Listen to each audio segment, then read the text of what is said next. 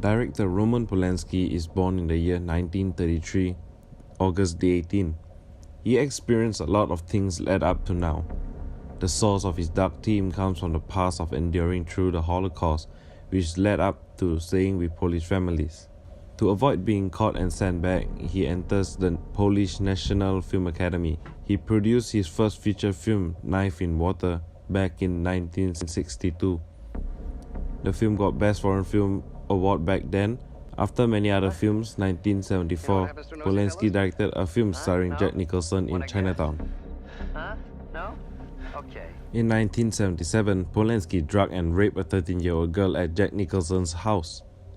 Thank Hollywood for being completely out of good ideas. My little Roman Polanski. Homer? What? What's wrong with being Roman Polanski? He what? You monster! Polanski is an author, an individual who is in charge of his own creative work, or they call it pen stylo. Camera is the pen for the script, a cinematic authorship where the director is fully in charge from the visual to audio element of the film. Roman Polanski have never written a screenplay by himself.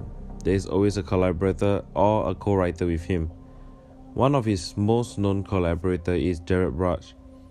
They have both been writing many screenplays together, but most of the contribution is from Gerard Butch. This is a small argument whether Polanski have the qualities to be an author. Polanski focused more on the dark themes due to his past. It had inspired him to do many films. For example, the Holocaust inspired The Pianist. The movie Oliver Twist is a reflection of his life. The movie Test was inspired by his late wife Sharon Tate. He does not have a specific style, but he has a constant theme going on most of his films, which concentrates on paranoia, perversion, voyeurism, and sadism. Solitude of the Hell of Memory. As far as I can remember, the boundary between fantasy and reality was always hopelessly blurred for me, as said by Roman Polanski. This is something to be expected from a Polanski's film. His characters always seem to be affected by paranoia, or is an interpretation of Polanski's life. As we watch films, our mind tends to play the real life into the fictional life into the film. It is an effect that Polanski tried to twist the audience's mind into believing that the film is close to reality. Polanski's aim is to have the audience watch his film as though they are the main character, to have them look through new eyes and feel the new reality that differs the state of real life, understanding the art and perspective of his world using cinematic techniques to induce the feel of reality in the audience. It drags you into the film as though we are one with it. Rosemary Baby. The dream sequence is one of the most famous scenes in film Rosemary Baby. It is the way Roman Polanski intercuts the dream and reality shots together makes the audience wonder, as they do not know which is the real reality. Having the audience try to figure out is one of Polanski's goals. The key subject of the film is to separate the reality and dream sequence apart from each other. Following up to the ending of the film, where Rosemary have to enter a secret passage from inside the hall wardrobe into the Castlevets apartment, she sees the cult having another possession going on.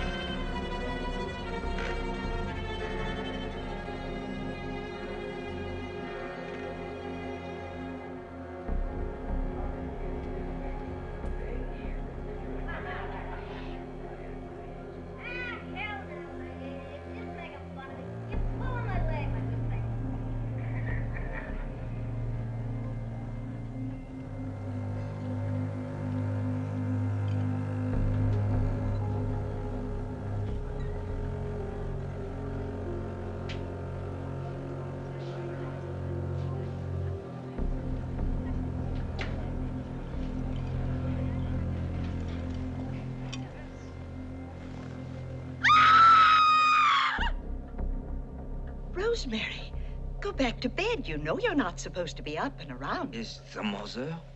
Rosemary. Shut up. Rosemary. Shut up, you're in Dubrovnik. I don't hear you.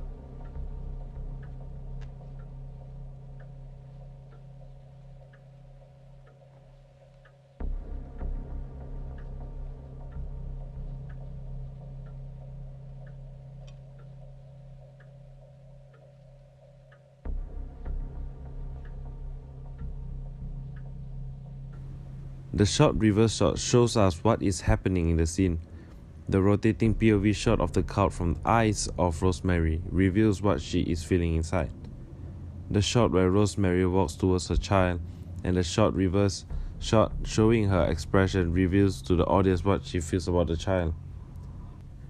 It was Polanski's idea not to show how the child looked like, as it is a mystery for the audience to figure out what was actually happening in that scene. He wants the audience to imagine the outlook of the child. What have you done to him, you maniac? Satan is his father, not Guy. The Pianist. The Pianist. The Pianist is a film that Polanski have longed to do. It is a film to experience the Holocaust. The story is based on memoirs of Władysław Szpilman. It is inspired by a book, The Pianist. Survival is the main theme of the film, as Szpilman is being under attack from German bombs while playing his piano. The symbolism in this film is the beauty of life being destroyed. The finale of the film, where Szpilman is performing a concert, his music symbolizes the Jewish who endured the nightmare from the Germans that no one knows about. The piano piece relates the audience of the performance to their reality of what they fear and for them to push forward through the Holocaust. Polanski puts his life on a film, as it is his past that have influenced him to do so. The style is never the same, as he do not have a style, but he follows a set of themes which occurs in many of his films. There is no one Polanski film that we can comfortably say this is a Polanski's film. Films from Alfred Hitchcock, Wes Anderson are easily recognizable but never once a Polanski film. I learned how to watch a film having to look in the point of view of the main character than being the third person in the film. Having to mess around with the perspective to visualize new images that the director wants us to figure out.